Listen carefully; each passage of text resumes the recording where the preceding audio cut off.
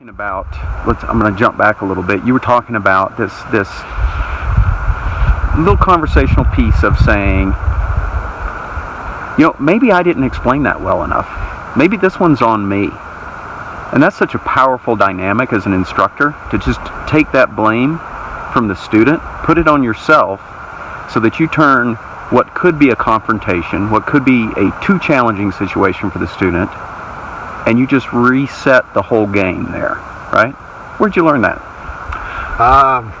Maybe week 1 or 2 of working wilderness. So the first program that I worked for really emphasized Arbinger language and Anatomy of Peace book. I remember if it was not in my training, I think maybe we talked about it, but I think in my first or second week as a field staff. And the man who mentored me... you can name names. What is this? No, you can't. No, I can't. Gary. His last name escapes me. I gotta stretch my legs out a little bit here. Gary had been doing this work a good while and is still 20 years my chronological superior. And it just amazed me that Gary could be out here in his 60s doing this work and doing it at such a high level. And I remember we had a client who had a lot of resistance, and there was a lot of resistance to just really small things, and Gary was able to not meet the resistance with resistance. Instead, he was able to do a little kind of emotional jujitsu, to where he could redirect that. You are the one at fault here, like clearly you're standing in the way of me getting through, any of this stuff. And Gary was just able just to kind of, like in this really cool martial arts kind of verbal way of not giving that resistance. And I watched him do it, but I didn't quite understand what he was doing. I mean, I could see what he was doing, but I didn't understand where it was coming from, the philosophy, like how I could do something like that. And he did something really cool. He put his hand up and he just said, "Here, push against my hand." And we both just pushed against each other. And he goes, "That's resistance," right? And the more I push, and he just started pushing, and automatically I just started pushing back. Mm-hmm. And it was very clear to me like how natural that was. For if I pushed against you, you would push against me. And then he says, "Okay, put your hand up again," right? And I put my hand up, and immediately I started giving him resistance, and he just each time. And I'd like kind of have to catch myself, like, because it was difficult for me to maintain my balance and still try to do this little thing that he was doing with me. And he said, "Okay, now what we're going to do is we're just going to take that and we're going to do it with a interaction with the client, oh, I'm really sorry that you feel this way. That must be really terrible. Like, tell me how that makes you feel when this arises. And in this way, then I am not the one sort of responsible for your feeling, but I'm giving you the space to talk about it." Or we would do sit down next to the client and talk about something out here, rather than sitting facing the client and giving them something to kind of, oh, you're kind of the one I'm going to battle against, sit on their level. So that if they were sitting cross-legged like this, I would sit down next to them cross-legged like this and start a conversation. Lots of little subtleties around body language and verbal direction, and lots of appreciation too, for like, I really appreciate you and being able to verbalize like what's going on with you. That must be really tough. I imagine that that's not something that you're normal, you're naturally doing on a regular basis. And I can see that there's a real struggle there.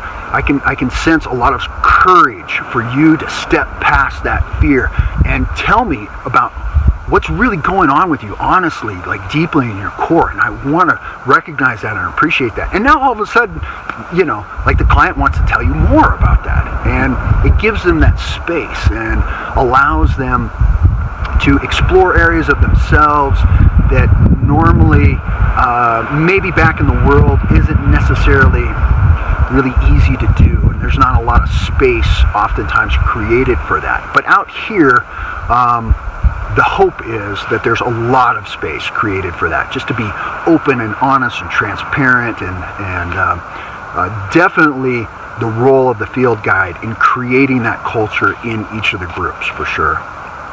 Great. Yeah. So we were talking a little bit about like Red Cliff. You really appreciated when you came here that really clear structure. It was really clear to you about what it was that was expected of you for both staff and for students. But you also bring some things forward from other programs where you've learned things like we were just talking about, and maybe talk about some of those other aspects, teachings, trainings, qualities that you bring forward with you as an individual instructor. So of course we were just talking about Arbinger. I have a deep connection with that, with the language around that. I've seen it work really well. I like to bring that whenever it's appropriate. Mm-hmm. Sometimes. And which program was it that you were working with Arbinger? Wingate and Legacy. Okay. Both of them utilize the Arbinger as a core of their program. Legacy adds to that a little bit as well, whereas Wingate makes that kind of the sole focus, which makes it a little bit easy. It's like, okay, this is what we're doing, and this is the language that we're using, and we don't have to get very far out of that. Legacy takes that as one piece of their pie, so that another piece is mindfulness, and knowing what the research behind just you and I just sitting just for 10 minutes and just simply following our breath, and what that does to de-escalate and to reprogram and to give a new baseline for our emotional states and a clarity of our mind and our thoughts, etc. And utilizing that kind of every day and as often as we can. So that's another piece there. And I love talking about meditation, Vipassana, metta. There's other pieces of meditation, both Eastern and Western, that you can bring in your toolbox. If you have a big toolbox, you can bring a lot of stuff. There's another piece of language there around honorable manhood. So Legacy works with all adult males, which helps them focus on their message, what it is that they do. This is what we do, and we do it really well, and we're not going to get too spread out. So in that, it's very powerful when you sit with another man, young man, older man. We've had them as old as I at the program. Most of them early 20s though, and talk to them about honorable manhood.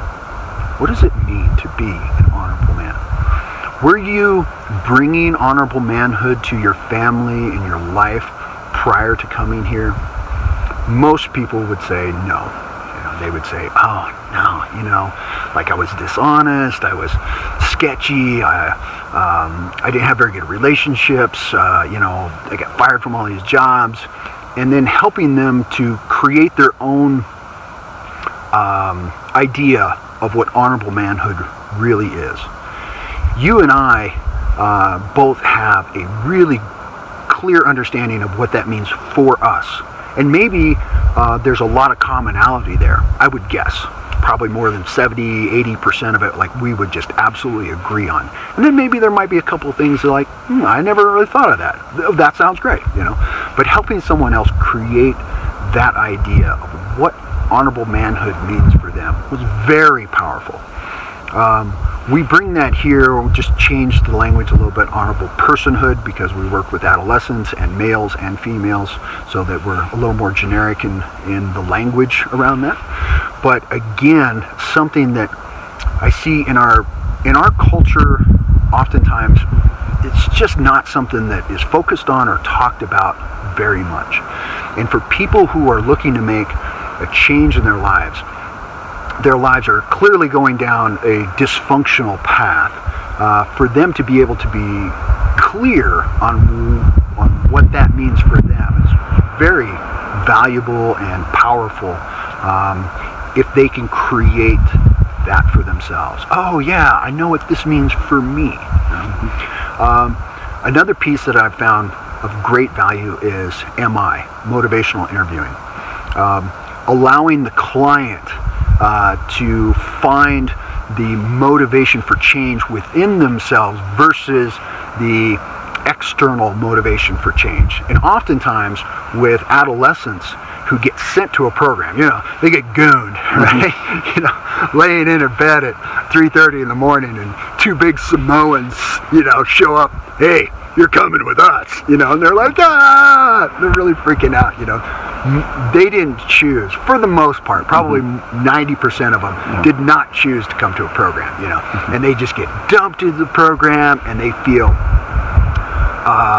devalued, they feel unheard, they feel like life is happening to them, and that they are sort of at the bottom of this wave of all these adults telling them how they're supposed to be, how they're supposed to act, what their life is supposed to be like, etc. And all the motivation for change is coming from outside of them, outside pressures, so societal pressures, pressures from their peer groups, pressures from everywhere but inside themselves. And so helping them to be able to find that, to just through language, just through sitting with them and talking about, well, who do you want to be? Like, what does that look like for you? Do you think that you can do that? Do you think you have that capacity within yourself to be, a cop or an astronaut or an architect or whatever it is, probably a little different. I feel like I'm recycling my own fourth grade stuff here, right? But oftentimes for clients today, it probably looks a good bit different, rap artist or a basketball player or something like that. And then helping them to see that they probably have a lot of those tools in their toolkit already, and there's another piece here that's kind of missing. So what is that? And let's talk about that, and how do we develop that? And then all of a sudden, they want to do that, and the desire comes from within, and it's driven from within, so that I don't have to spend a whole lot of time going, hey, did you get started on your phase work today? Because that is what's going to help you to become the thing that we were talking about yesterday, versus them going, hey, I got started on my phase work, and here's what it looks like. Can you sign it off? Because I'm really excited that I'm becoming the person that I always wanted to be, and nobody else is telling me what that is. I'm deciding what it is. And now that is a really powerful tool for them. Thanks for watching. Please like this video and subscribe.